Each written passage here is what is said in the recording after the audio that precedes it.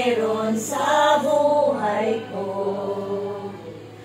Lahat ng hakbang meron sa aking buhay.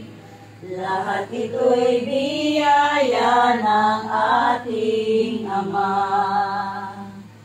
Ang pagsikat at paglubog ng araw, ang simoy ng bulaklak ng panahon, bawat panahon man ang dumaraan,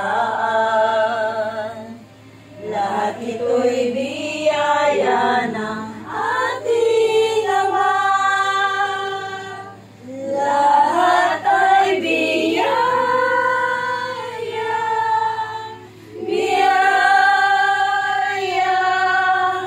biyaya. Magpakailanman wala akong maipagyayabang sa buhay kong ito.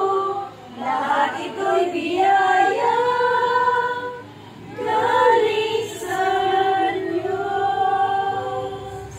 Sa takdang oras, lugar at panahon,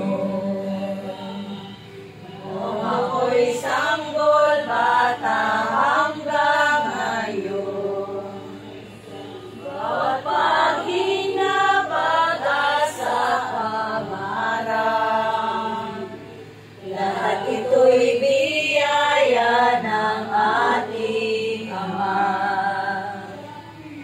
Ang mapili bilang isang anak ng Diyos, papurit pagsambay ialay ko, ang maging saksi sa